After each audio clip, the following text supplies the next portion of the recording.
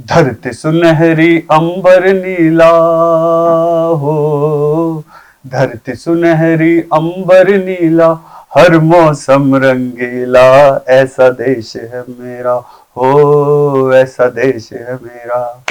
Hi, this is के और हम आ गए पिवट पॉइंट के एक नए एपिसोड के साथ। तो आज बात करेंगे हम बहुत ही इंपॉर्टेंट टॉपिक पे, फंडिंग, इन्वेस्टमेंट, इन्वेस्टर। तो आज के जो हमारे गेस्ट हैं एम रामाकृष्णन, एक वीसी हैं, 25 से भी ज्यादा स्टार्टअप में इन्वेस्ट कर चुके हैं, स्पेशली एग्रीटेक में और ईवी में। एग्रीटेक क्या होता है? एग्रीकल्चर और टेक्नोलॉजी का जहां संबंध हो जाता है उसे ही एग्रीटेक कहते हैं। तो कहीं ना कहीं हम आज बहुत सारी फंडिंग के ऊपर बात करने वाले हैं कि आप कैसे फंडिंग को ले सकते हैं, इसके क्या पैरामीटर्स होते हैं, वीसी किस तरह आपको अप्रोच कर सकते हैं, आप उनसे कैसे कनेक्ट कर सकते हैं, ये सारी बातें आज होने वाली हैं। तो सीधा चलते हैं रामाकृष्णन जी के पास।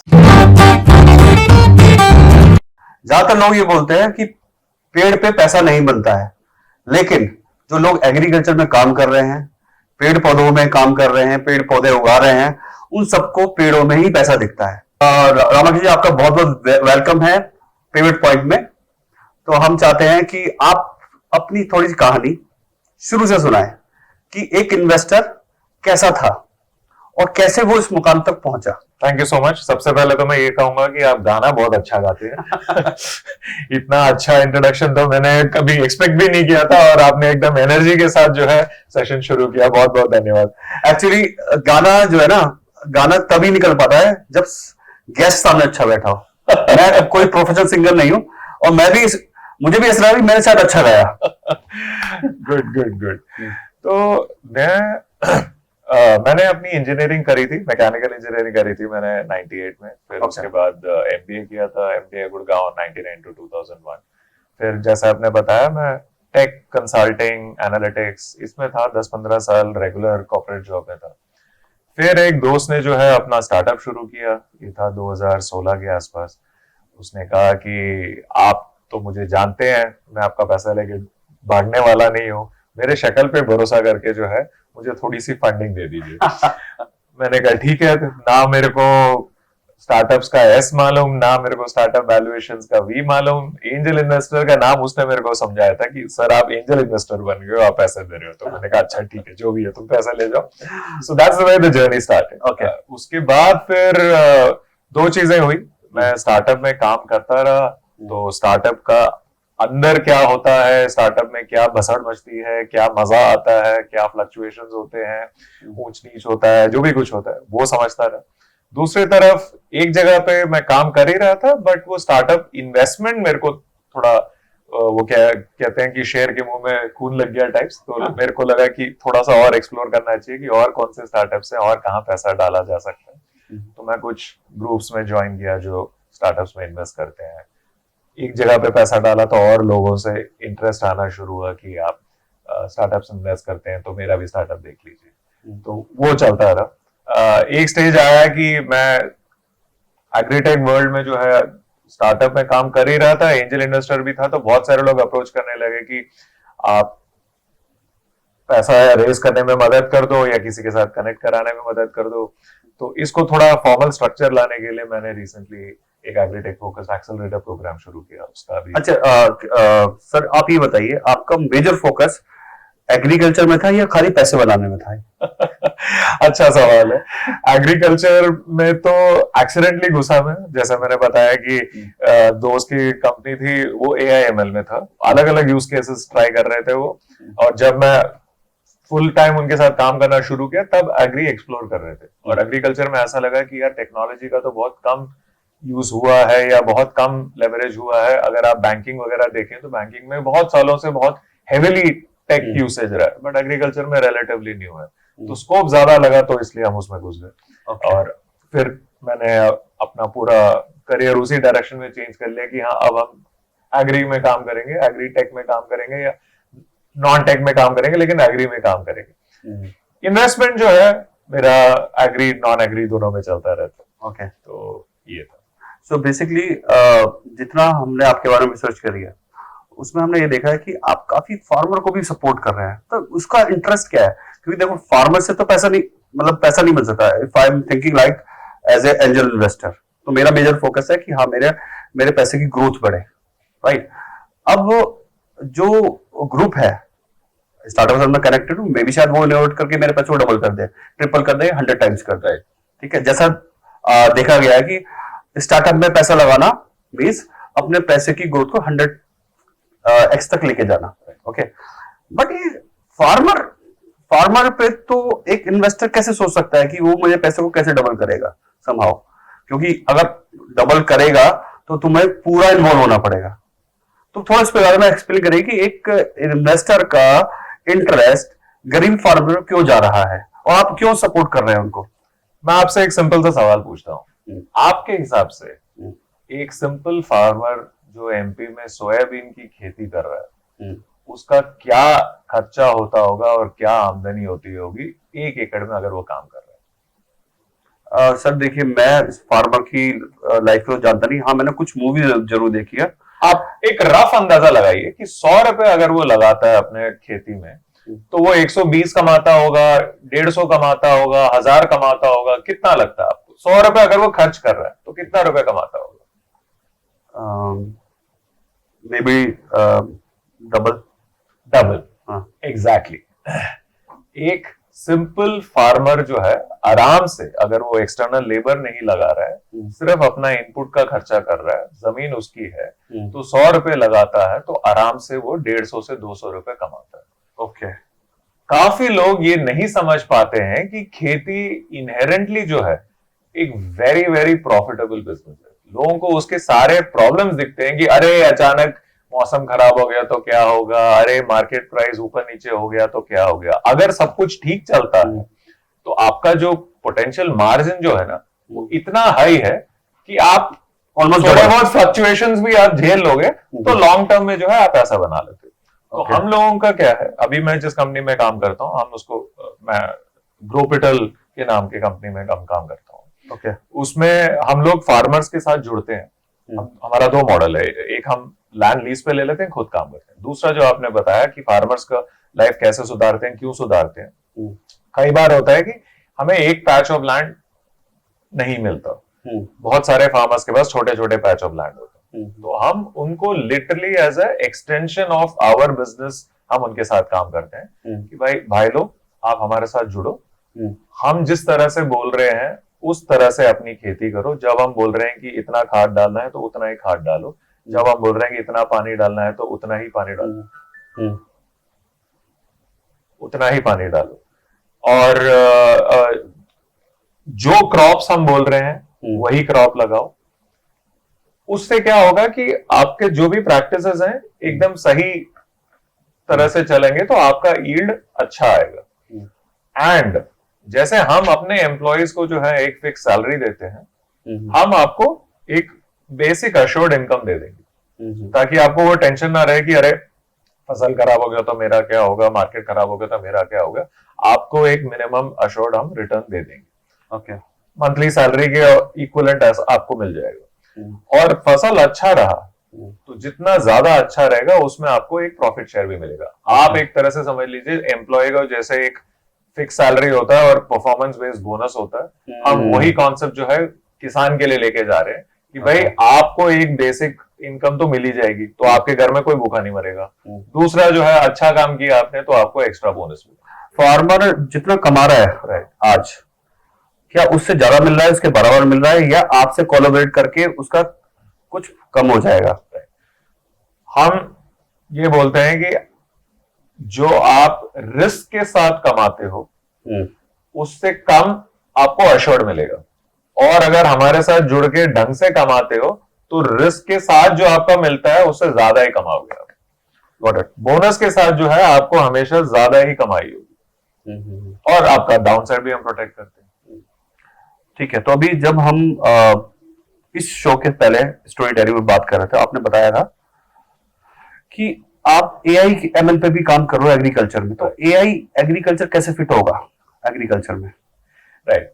तो जैसे मेरा जर्नी शुरू हुआ इंटेलो लैब्स में, तो वहां पे हम लोग एआई एमएल से जो है फूड क्वालिटी असेसमेंट करते थे। लिटरली हम सब्जी का फोटो लिया और फोटो में जो है वो एआई एमएल प्रोग्राम चल रहा है और वो रीड करता था कि ये अच्छा क्वालिटी का टमाटर है या बुरा क्वालिटी का टमाटर है, इसमें दाग लगे हैं या नहीं लगे हैं, ये सड़ा हुआ है या नहीं सड़ा हुआ है। और एक ऑलमोस्ट मैथमेटिकल इक्वेशन सा जो है निकल के आता था कि भाई यहाँ पे 10 आइटम पड़े हुए हैं, इसमें से 8 अच्छे हैं, 2 खराब हैं, तो आपका क्वालिटी स्कोर हो गया 80%। और पूरे इंडस्ट्री में जो है ये बहुत बड़ा प्रॉब्लम है कि मेरे हिसाब से अच्छा है, आपके हिसाब से खराब है, नहीं नहीं ये तो वीआईपी माल है, नहीं नहीं ये तो ग्रेड ए है, किसी को पता ही नहीं है कि वो क्या है क्या नहीं है।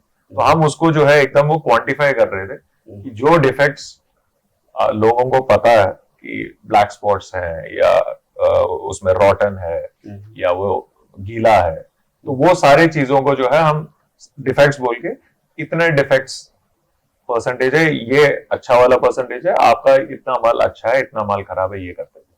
तो उस तरह से जो है हमने AIML यूज किया था। बाकी और भी एप्लीकेशंस हैं एग्री में AIML के साथ। अच्छा, तो ये AIML खाली कस्टमर एंड के लिए है। हाँ, कुछ ऐसे हैं कि जो फार्मर को एम्पावर करें और उनको नॉलेज एनहांस करें, ऐसा कुछ इंडस्ट्री में चल रहा हो? राइट। तो जैसे टिपिकली फार्मर क्या करता है, उसके खेत में अगर कहीं पे कुछ प्रॉब्लम है, उसके जो फसल है वो खराब लग रही है या जो पौधे हैं उसमें जो है कुछ कीड़ा पड़ रहा है, कई बार उसको समझ में नहीं आता कि इसमें क्या दिक्कत है एंड हेंस में क्या केमिकल लगाऊं या क्या दवाई लगाऊं। तो वो पहले क्या करता था, लोगों को बुलाता था, फिर उसके बाद एक स्टेज के बाद वो फोटो लेके व्हाट्सएप में लोगों को भेजता था कि ये देख के बताओ। तो अब प्रोग्राम्स हैं, सॉफ्टवेयर हैं, एप्लीकेशन आप डाउनलोड कर सकते हैं, जो आप अगेन आप क्लिक करो फोटो थ्रू दैट एप्लीकेशन और वो इमीडिएटली आपको एनालाइज करके बताएगा कि ये प्लांट है आपका, इस प्लांट में ये डिजीज हो रहा है, इस डिजीज के लिए ये केमिकल लगना चाहिए, और अगर आप दुकान में जाके ब्रांड के नाम पे पूछना चाहते हैं तो ये 3-4 ब्रांड्स के नाम पे ये केमिकल मिलता है, आप लेके इसको लगा। तो ये एक काफी पॉपुलर एप्लीकेशन है ये। ओके, सो आप, मुझे लग रहा है आपने बहुत सारा काम करा इस इंडस्ट्री में, तो अब थोड़ा सा ऐसी 5 सब कॉन्टिनेंट्स मीन सब बिजनेस के आइडियाज बता सकते हैं हमारी ऑडियंस को कि एग्रीकल्चर में किस किस जगह हम काम कर सकते हैं? जैसे एक है ऑर्गेनिक, ठीक है, ये सबको पता है, बट आप इतनी डीप में काम कर रहे हैं, तो ऐसी कौन सी फर्दर प्रॉब्लम्स हैं जिसपे एज ए एंटरप्रेन्योर काम करना चाहिए लोगों को, as a entrepreneur, as a startup इस फील्ड में आके इस प्रॉब्लम को सॉल्व करना चाहिए? Sure. तो one of the most common problems which people are working on is agronomy advice और farmer advisory, कि कोई भी जो है जानना चाहता है कि मेरे को अपने फील्ड में मैक्सिमम यील्ड लाने के लिए जो है ये क्रॉप लगाना है या वो क्रॉप लगाना है, ये सीड लगाना है या वो सीड लगाना है, कौन से तारीख में कौन सा प्रैक्टिस फॉलो करना है या कितना केमिकल लगाना है, तो वो पूरा एडवाइजरी जो है ज्यादातर लोग उसको फ्री में दे रहे हैं और उसके बेसिस पे जो है अपना माल बेच रहे हैं। और अदरवाइज कुछ लोग जो है ये पूरी एग्रोनॉमी सपोर्ट को ही जो है एज अ पेड सर्विस देने की कोशिश कर रहे हैं। There are mixed responses. काफी लोगों को अजीब लगता है कि अरे फार्मर इसके लिए पैसे देगा, ये जो अदरवाइज लोगों से फ्री एडवाइस मिल जाता है, बट कुछ लोग इसमें फाइट मार रहे हैं। That is a good space. दूसरा जो है, अभी जैसे बात कर रहे थे कि सप्लाई चेन में जो है कहां से माल पहुंचेगा एक रिमोट विलेज में, वहां का माल कैसे वहां से कंसोलिडेट होके जो है मार्केट में जाके बिकेगा, वो उसके बीच में जो है कितने हैंड्स चेंज होंगे, कितना आसान पड़ेगा, कितना मुश्किल पड़ेगा, उसमें कितना लॉस मिनिमाइज कर सकते हैं, ये एक एरिया है जहां पे काफी लोग फाइट मार रहे हैं कि मैं फार्मर से डायरेक्ट प्रोक्योर कर सकूं और मैं डायरेक्ट जो है एंड बायर तक ले सकूं। काफी चैलेंजेस हैं, बट ये एक प्रॉब्लम एरिया है जो लोग सॉल्व करने की कोशिश करें। तीसरा है फाइनेंस। ओके, लोग कहते हैं कि फैक्ट्री चलाने के लिए मेरे को 1 महीना 2 महीने के लिए वर्किंग कैपिटल चाहिए। आप खेती के बारे में सोचिए, कम से कम 6 महीने लगता है जब आप इनपुट खरीदते हो to the time you actually make money. And personally मुझे लगता है कि वेजिटेरियन साइड में तो काफी स्टार्टअप्स ने काफी काम कर लिया, but non vegetarian animals, meat, poultry, dairy, इसमें बहुत कम काम हुआ है। इसमें अभी बहुत सारा अनएक्सप्लोर्ड है जहां पे लोग काम कर सकते हैं, पैसा बना सकते हैं। अब जितना भी आपने बताया उसमें हमें अब थोड़ा केसेस बताइए। फार्मर्स जो होते हैं, ठीक है, ये एलीट ग्रुप तो नहीं है, राइट, उनको हैंडल करना बहुत डिफिकल्ट है, बहुत, ठीक है। कोई भी हम व्हाइट कॉलर जॉब लोगों के साथ काम करते हैं, डिफिकल्टीज आती हैं, करेक्ट, वही सबसे बड़ी प्रॉब्लम है। उस प्रॉब्लम को सॉल्व कर लिया तो एक बहुत बड़ा बिजनेस बन सकता है। आप मुझे कुछ केसेस बताइए ऐसे जो कुछ फनी हो और थोड़ा डिस्टर्बिंग हो, जहां पे आपको लग रहा हो कि यार अब आगे नहीं जा सकता, क्योंकि इनको समझाना डिफिकल्ट है। ये पूरा मास है जो हमारे बिजनेस को रूल करने वाला है, तो इसके बारे में थोड़ा बताइए। तो जैसे हमारे खेत में हम लोग जो है लोगों को एम्प्लॉय करते हैं, तो एक कॉमन चीज लोग बोलते हैं कि जिसने ज्यादा पढ़ लिया वो खेत पे घुस के काम नहीं करना चाहता, और जो खेत पे काम कर रहा है वो पढ़े लिखे आदमी से तमीज से बात नहीं कर सकता। वो लड़ाई चलती है ये सब चलता रहता है। तो लोगों को जो है हमें ट्रेन करना पड़ता है कि यार देखो, जो लेबर आ रहा है लेबर क्लास से तो ऐसी बात करनी पड़ेगी, जो थोड़ा पढ़ा लिखा है उससे ऐसी बात करनी पड़ेगी। हमें कई बार गांव में जो है, जैसे मैंने बताया कि कम्युनिटी के साथ काम करना पड़ता है, तो सरपंच हुए या गांव के जो लीडर हैं उनके साथ अलग किस्म से बात करनी पड़ती है कि सर जी हम सब लोगों से नहीं भिड़ सकते, हम आपको समझा देते हैं कि क्या करना है, आप जो है थोड़ा काम करवाइए, एंड यू नो आप हमारी सेवा करेंगे तो आपका एक फीस बनता है, सैलरी बनता है या कंसल्टिंग फीस बनता है, जो बनता है आप वो ले लीजिए, लेकिन लोगों को डील करिए। अदरवाइज लोग तो लठ लेके खड़ा हो जाते हैं वहां पे कि भाई ये ऐसे कैसे, ये जब तक इधर से ये नहीं होगा आप यहाँ से हिल नहीं सकते, और हमारे जमीन में आके आपने काम कैसे शुरू कर दिया। मैं ये भी बता सकता हूँ कि एक जगह पे हमने क्या किया था, पूरा फेंसिंग किया था, क्योंकि हमारा लैंड था, हमने फेंसिंग किया, तो बगल वाले फार्म वाले हमसे लड़ने आ गए कि देखो ये रास्ते से मैं ट्रैक्टर लेके जाता था, तुमने फेंसिंग कर दी तो मैं उसको तोड़ूंगा, वरना मेरे को जो है एक्स्ट्रा डिस्टेंस अपना ट्रैक्टर लेके जाना पड़ेगा। भाई तुम्हारा ट्रैक्टर तुम्हारा रास्ता, हम क्या जाने, हमारे फार्म पे तुम कैसे घुसोगे? नहीं नहीं नहीं मुझे नहीं मालूम, तुम्हारे चक्कर में जो है मुझे एक्स्ट्रा पैसे देने पड़ रहे हैं, तो वो हमारी क्या गलती है, तुम्हें हमारे फार्म में आना ही नहीं चाहिए था। वो सब समझाना बहुत मुश्किल हो जाता है। बट यही क्या नाम है, फन भी है और यही सच्चाई भी है, आपको लोगों के साथ डील करना है और किसी तरह आगे बढ़ना है। अभी बात करते हैं आपके इन्वेस्टमेंट करियर के बारे में। अभी इनिशियली आपने बताया कि आपने अपने फ्रेंड को देख के इन्वेस्टमेंट स्टार्ट करी थी, उसके बाद आप कोर कंसल्टिंग एंड इन्वेस्टमेंट में आ गए।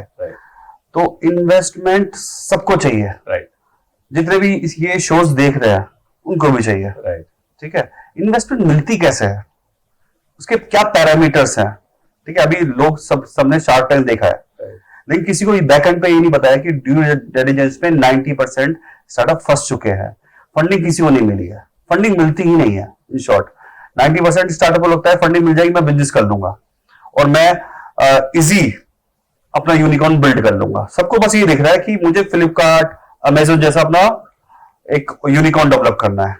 बट जब वो यहाँ पे आ जाते हैं अंदर और थोड़ा काम कर लेते हैं, जब उनको इंटरेस्ट आने लगता है, फंडिंग वो भूल जाता है, क्योंकि फंडिंग मिलती ही नहीं है, ठीक है।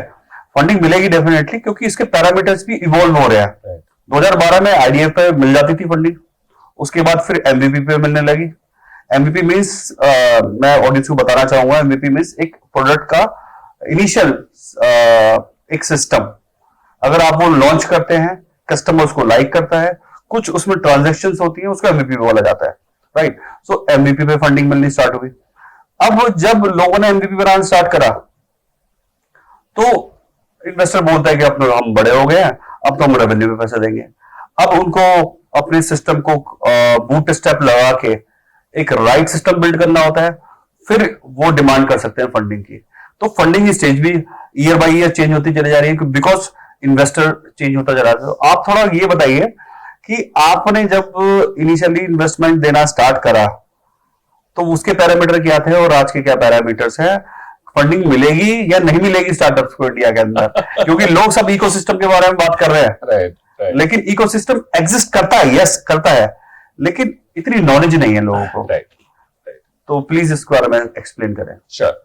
तो मैं पहले इन्वेस्टर एंगल दे देता हूँ। इन्वेस्टमेंट्स हो रहे हैं and specially early stage startups में तो काफी इन्वेस्टमेंट्स हो रहे हैं। अगर आप किसी भी एंजल इन्वेस्टमेंट ग्रुप का जाके देखें तो मेरे पास तो हर हफ्ते 2 या 3 डील्स आ रहे हैं कि ये डील देख लो, ये डील देख लो, इसमें इन्वेस्ट कर लो, उसमें इन्वेस्ट कर लो, and I am connected to between 5 and 10 angel groups. तो ओवरऑल तो मेरे पास बहुत सारे डील्स आ रहे हैं एंड अलग अलग लोगों के अलग अलग स्टेजेस पे इन्वेस्टमेंट हो रहे हैं। तो आपने अगर पहले से एक स्टार्टअप किया है जो सक्सेसफुल हुआ है, आपको एग्जिट मिला है, तो आपको आइडिया स्टेज में भी पैसा मिल सकता है, क्योंकि इन्वेस्टर्स का कॉन्फिडेंस है आपके ऊपर कि अरे इसने तो पहले भी एक यूनिकॉर्न बनाया है, अभी जो है नया स्टार्ट कर रहा है तो ये भी बड़ा होगा। Got it.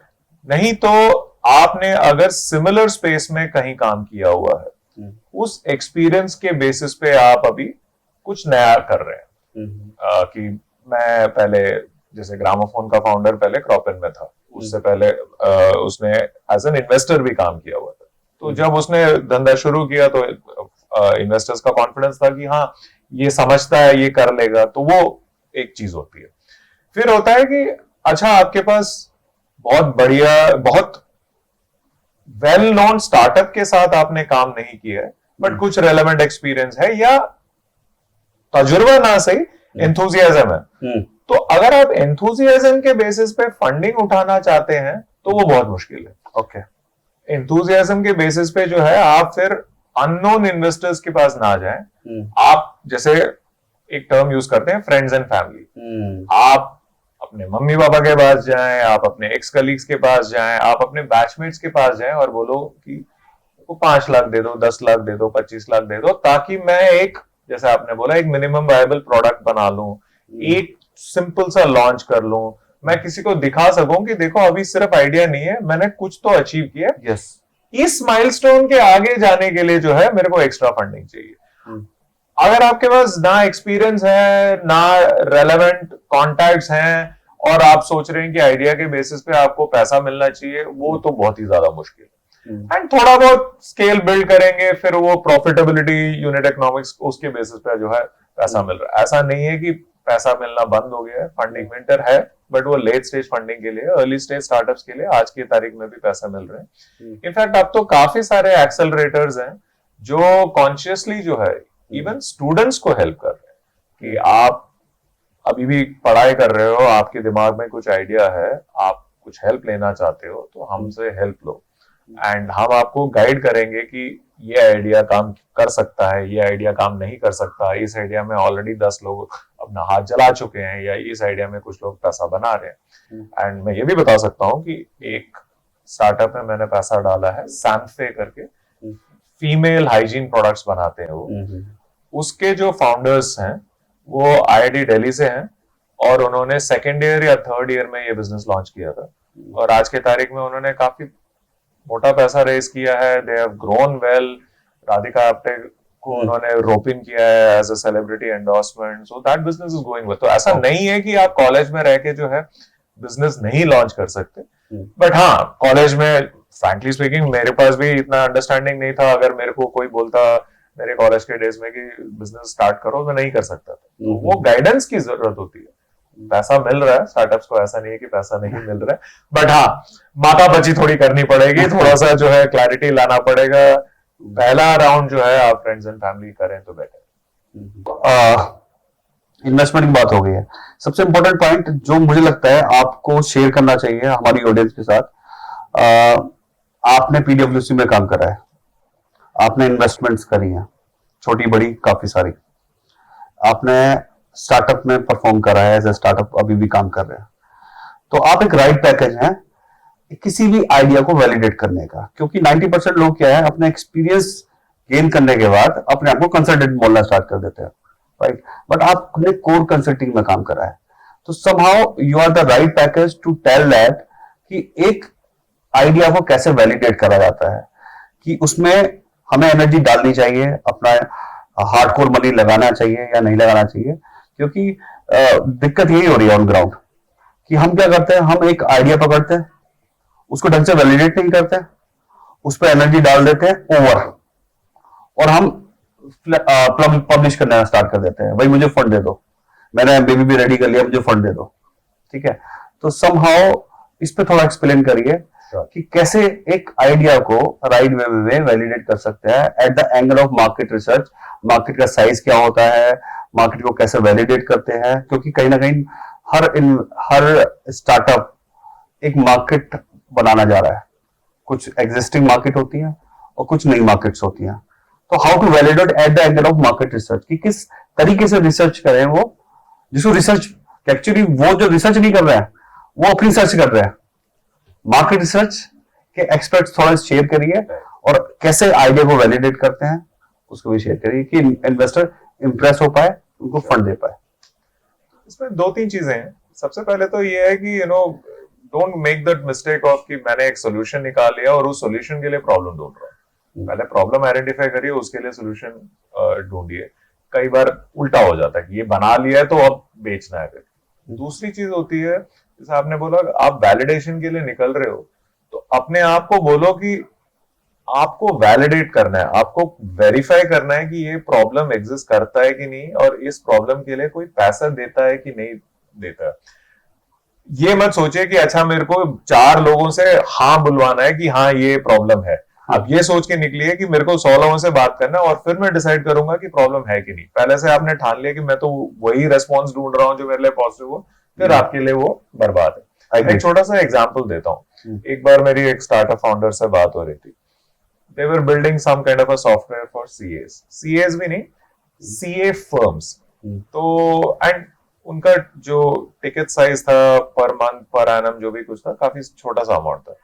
तो मैंने बेसिक से 1-2 सवाल पूछे कि यार total number of CA firms कितने हैं। मैंने बोला इतने लाख हैं या जो भी कुछ है। मैंने कहा चलो उसमें से अगर 10% भी तुम एड्रेस कर लेते हो तो उनसे तुम महीने का इतने रुपए लेते हो, तो what does it convert into?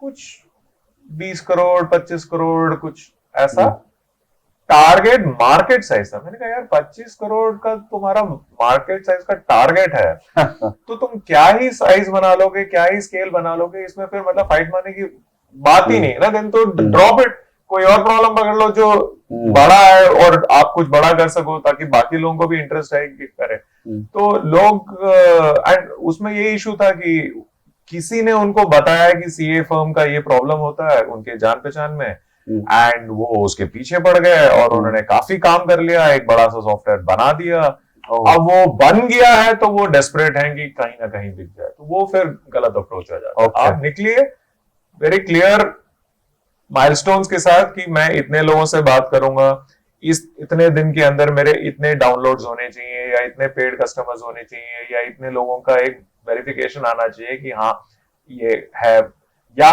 4 expert से बुलवाइए कि ये प्रॉब्लम है, ये एग्जिस्ट करता है, हम पहचानते हैं कि ये बड़े बड़े लोग ये प्रॉब्लम सॉल्व करने की कोशिश कर रहे हैं। थोड़ा वो साइंटिफिक अप्रोच होना जरूरी है, ये नहीं कि चल रहा है तो हम चला रहे हैं, वो वाला नहीं। वैल्यूएशन का सारा गेम है। अब वैल्यूएशन कैसे जज करते हैं इन्वेस्टर्स, और क्या पैरामीटर्स होते हैं, और स्टार्टअप भी वैल्यूएशन को समझते हैं। तो ये बीच में जो फाइट होती है और वैल्यूएशन एक राइट पैरामीटर्स क्या है, थोड़ा इसके बारे में जानकारी दें।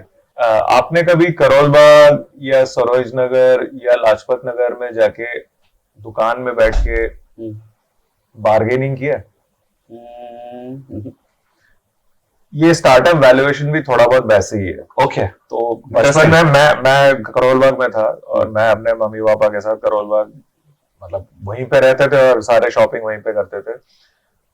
तो माँ जब दुकान में जाती थी तो दुकान की शक्ल देख के पहचान लेती थी कि यहाँ पे बार्गेनिंग होगा कि नहीं होगा। ओके इस दुकान में मैं पहले से सामान खरीदा है तो कितना बार्गेनिंग होता है नहीं होता है। जाके माल परख के उसके बाद सोचते हैं कि अच्छा ये 300 रुपए बोल रहा है, मैं 100 से शुरू करूं या 200 से शुरू करूं। ओके तो स्टार्टअप वैल्यूएशन भी जो है लगभग ऐसे ही है। ओके बहुत ही अच्छा एक्सप्लेन करा आपने। करेक्ट, वो फाउंडर और इन्वेस्टर के बीच का नेगोशिएशन है। फाउंडर को लगता है कि यार मुझे तो इतना मिलना चाहिए, इन्वेस्टर को लगता है अरे नहीं नहीं यार तो अपने आपको ओवर वैल्यू करे, मेरे हिसाब से तो इतना ही मिलना चाहिए। और उसमें वही सब चलता है कि अरे ये इन्वेस्टर जो है उस वाले को तो इतने पैसे दिया था तो मुझे भी इतने पैसे दे देगा। इन्वेस्टर को लगता है कि अरे उसको औकात अलग थी, इसकी औकात अलग थी, तो मैं इसको कम दूंगा। तो it is essentially a game of negotiation. Founder अपने बेंचमार्क्स लेके जाता है कि मैंने ये देखा, मैंने वो देखा। इन्वेस्टर अपने बेंचमार्क्स लेके जाता है कि मैंने ये देखा, मैंने वो देखा। Eventually it boils down to negotiation. Right. तो आपने जो एग्जांपल दिया सरोजिनी का बहुत ही अच्छा लगा, क्योंकि वो राइटली कनेक्ट कर रहा है। अब आप बताइए कि आपकी दुकान में नेगोशिएशन की पॉसिबिलिटी है या नहीं है? बिल्कुल होती है। जो हिंदुस्तान की जनता है अब तो अवेयर हो चुकी है, क्योंकि शार्क टैंक आ चुका है। शार्क टैंक ने काफी लोगों को एजुकेट कर दिया है कि भाई अब पैसा कहां से आ रहा है और कहां जा रहा है।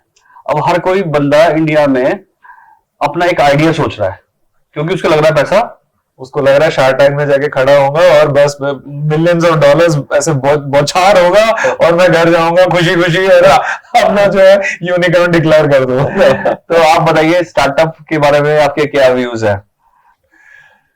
स्टार्टअप के बारे में, शार्क टैंक के बारे में। शार्क टैंक एक इंसान ने काफी अच्छे तरह से मेरे को बताया था कि shark tank is made for entertainment and not for investment. तो वो मतलब जिस तरह से प्रोग्राम बना है, जिस तरह से वो टीवी में आता है, देख के आपको मजा आ रहा है, इज परफेक्टली फाइन। अच्छी बात है कि स्टार्टअप को एक पॉपुलैरिटी मिल गई है। पहले लोगों को समझ में नहीं आता था, कुछ पता ही नहीं होता था कि स्टार्टअप क्या होता है। अब लोगों को पता चलने लगा। But I don't think it is the same as कि आपने शार्क टैंक देख लिया तो आपको स्टार्टअप इन्वेस्टमेंट समझ में आ गया और कल आपने जो है 10 लाख का चेक काट दिया। वो तो नहीं होना चाहिए, ना हो रहा है मेरे हिसाब से। तो आप कहीं ना कहीं ये बोल रहे हैं कि शार्क टैंक जो है वो पैसे इन्वेस्ट नहीं कर रहा है? शार्क टैंक कर रहा है इन्वेस्ट, मतलब मैंने खुद कुछ स्टार्टअप्स देखे हैं जिन्होंने बोला है कि हमें शार्क टैंक से जो है टर्म शीट आया हुआ है। बट सबको तो नहीं कर रहा है वो। जितने लोगों को वहां पे मतलब कमिटमेंट सामने आ भी रहा है, it is just a soft commitment. तो वो उसके बाद जो है वही ड्यू डिलिजेंस होता है, फिर उसमें कई बार टर्म्स भी जो है रीनेगोशिएट होते हैं। तब तक जो है वो स्टार्टअप बाहर जाके और लोगों से भी पैसा ले लेता है। तो वो एंटरटेनमेंट के बाद क्या हो रहा है, नॉट 100% श्योर।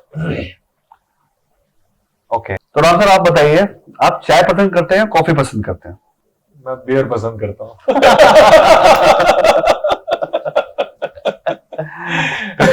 ठीक है, अभी ये शूट खत्म होगा और हमें एक सिप बियर के पिएंगे। बिल्कुल। लेकिन मैंने सुना है कि आप ड्रिंक पसंद करते हैं, हार्ड ड्रिंक्स भी पसंद करता हूँ मैं।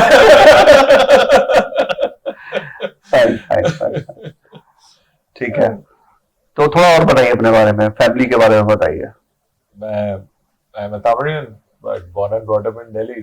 तो स्कूल में लोग मुझे बोलते थे कि ये तो मद्रासी आ गया। हाँ। और साउथ जाओ तो मेरे रिलेटिव्स बोलते हैं कि ये दिल्ली वाला आ गया। तो मेरा हमेशा वो धोबी का कुत्ता वाला हिसाब किताब रहा है, ना उधर का ना इधर का। नहीं, आपकी हिंदी तो बहुत अच्छी है। आई ग्रो अप हियर, तो हिंदी वैसे तो मेरी ठीक ठाक है। 9th तक तो मैंने हिंदी स्कूल में पढ़ी है। अच्छा, तो स्कूलिंग कहाँ से करी थी? There is a Tamil school called DTEA, Delhi. In Delhi. Okay. 7 branches. तो मैं वहाँ पे जो है पढ़ाई करी। Okay. और school college? Delhi college of engineering DC। अभी जो DTU कहलाया जाता है उस टाइम पे DC। Okay, mechanical engineering. तो मैकेनिकल से लेके यहाँ पे शिफ्ट? एकदम इंजीनियरिंग से मैनेजमेंट साइड, मैनेजमेंट से कंसल्टिंग से स्टार्टअप। तो अब उस टाइम का माइंडसेट क्या था कि क्या करना है लाइफ में, और अब 20 साल बाद का माइंडसेट क्या है कि अब क्या करना है लाइफ में? बहुत डिफिकल्ट सवाल है कि अब क्या करना है लाइफ में। बट हाँ, पर्सपेक्टिव आई थिंक हर 10 साल बदल जाता है। इंजीनियरिंग के टाइम पे ये था कि या तो फॉरेन निकल जाओ या MBA कर लो। MBA के बाद था कि चलो कंसल्टिंग में घुस गए हैं तो कंसल्टिंग में थोड़े दिन निकालो। फिर लगा नहीं, कुछ और करना चाहिए, कंसल्टिंग बहुत बोरिंग है, तो स्टार्टअप में घुस गए। स्टार्टअप में शुरू में तो बड़ा मजा आया कि भाई भाग दौड़ मारा मारी, कभी एकदम घटिया से जगह में रुक रहे हैं, कभी वो $1 बिलियन वाली फीलिंग आ रही है, चल रहे हैं। तो it takes an effort, it takes a toll on the family. वो एक टाइम के बाद लगता है कि यार इतनी भसड़ करनी है या थोड़ा चिल मारना है, जैसे आपने पूछा कि चाय पीना है बस पहाड़ों में बैठ के। तो या but I think all said and done the startup life is very exciting for me, तो कंटिन्यू तो मैं यही करना चाहूंगा। तो एक्साइट क्या करता है आपको? पैसा एक्साइट करता है या फिर वैल्यू? मतलब सब वैल्यू, आप जैसे मैंने क्वेश्चन गलत पूछा है क्योंकि लोग वैल्यू ही बोलेंगे, राइट? बट एक्साइटमेंट का राइट वर्ड मतलब किस मुझे ऑनेस्टली जो है नई चीजों करने में बड़ा मजा आता है। अरे यार ये क्या नया चीज निकल गया है जिसके बारे में हमने कभी सोचा ही नहीं, या ऐसा भी कुछ हो सकता है क्या, ऐसा भी कुछ धंधा बन सकता है क्या, लोग इसको भी वैल्यू दे सकते हैं क्या, तो उन चीजों में मेरे को बड़ा मजा आता है। तो ये जो आपने बोला इस चीज में मजा आता है, मुझे लगता है ये चीज स्टूडेंट्स में ज्यादा होती है, right. This is the last question. What is pitch deck and pitch deck में क्या क्या पैरामीटर्स हैं जो इंपॉर्टेंट है हर इन्वेस्टर के लिए टू जज rightly to the startup? Sure sure. इसमें एक्चुअली मैंने एक ट्रेनिंग सेशन भी किया है कि पिच डेक में जो है क्या गलतियां होती है, but if you generally do a Google search, you will find the most important parameters. Team important है, market important है, but I like to add a couple of what I think are important. लोग problem statement की बात करते हैं, मैं कहता हूं कि pain point and paying customer की बात करो। साफ साफ बताओ कि ये इस इंसान का प्रॉब्लम है और ये इतने पैसे देगा टू सॉल्व दैट प्रॉब्लम। क्योंकि प्रॉब्लम स्टेटमेंट थोड़ा सा जेनरिक हो जाता है जब आप बोलते हो कि ये यूजर है, इस यूजर का ये पेन पॉइंट है और ये इतने रुपए दे देगा इस पेन पॉइंट को सॉल्व करने के लिए, then it the situation becomes much clearer कि अच्छा ये सिचुएशन है, ये पैसे देगा, ये आपका साइज ऑफ द बिजनेस बन सकता है। दूसरा, टीम के बारे में हर कोई कहता है कि टीम के बारे में बात करो। काफी सारे फाउंडर्स जो हैं या तो सिर्फ फोटो डाल देते हैं या बोल देते हैं कि भाई इस कैंपस से भाई अगर कुछ काम किया है तो किस तरह की कंपनी में काम किया है, कौन से कैंपस से इंजीनियरिंग करी है, अगर इंजीनियरिंग करी है तो वो लोगोस, वो हिस्ट्री, वो समझना जरूरी है कि एग्जैक्टली क्या चीज है।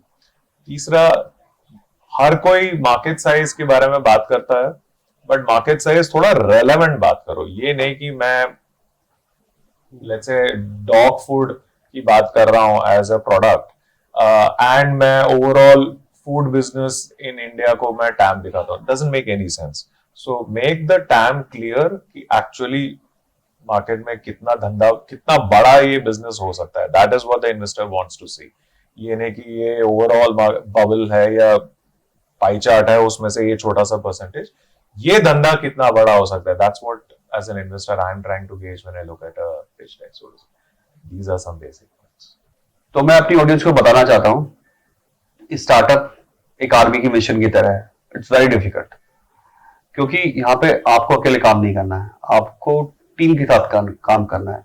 और सबसे डिफिकल्ट टास्क यही होता है कि एक टीम को बनाना और उस टीम को सक्सेस तक लेके जाना, और सक्सेस के बाद भी प्रॉब्लम्स आती हैं। बहुत सारे पॉइंट्स हैं जो इस 30 मिनट्स में शेयर नहीं हो पाएंगे, लेकिन सक्सेस के बाद भी काफी स्टार्टअप फेल होते हैं, काफी कंपनीज फेल होती है, जिसमें को फाउंडर को राइटली इक्विटी डिस्ट्रीब्यूट ना करा गया हो। ऐसे बहुत सारे पॉइंट्स होते हैं। तो कहीं ना कहीं जो फर्स्ट टाइम एंटरप्रेन्योर है वो बिना गाइडेंस से चले ही नहीं सकते हैं। अगर आपको किसी भी तरीके की राइट गाइडेंस चाहिए तो आप डेफिनेटली किसी एंजल ग्रुप से जुड़े, जैसे मिस्टर रामाकृष्णन जी चला रहे हैं। ये डेफिनेटली आपको राइट एडवाइस करने वाले हैं, और वो एडवाइस जो आपको स्किल में हेल्प करने वाली है, क्योंकि वो आपकी हेल्प इसलिए करेंगे क्योंकि वो स्किल पे ही फंड करते हैं। तो समहाउ अगर आपको किसी टाइप की फंडिंग और एडवाइस की जरूरत है तो आप रामाकृष्णन जी से कांटेक्ट कर सकते हैं, उनसे एडवाइस ले सकते हैं। और अगर आप एग्रीकल्चर में काम करने की सोच रहे हैं या काम कर रहे हैं तो डेफिनेटली इनको फॉलो करें, इनसे कांटेक्ट करें। सो आपके इससे रिलेटेड कोई भी क्वेश्चंस हो आप कमेंट कर सकते हैं, और आपके पास नंबर ऑफ क्वेश्चंस हैं तो आप हमसे भी कांटेक्ट कर सकते हैं, रामाकृष्ण से भी कांटेक्ट कर सकते हैं, और हम कोशिश करेंगे मिस्टर राम आपके सभी सवालों का जवाब दें। Thank you.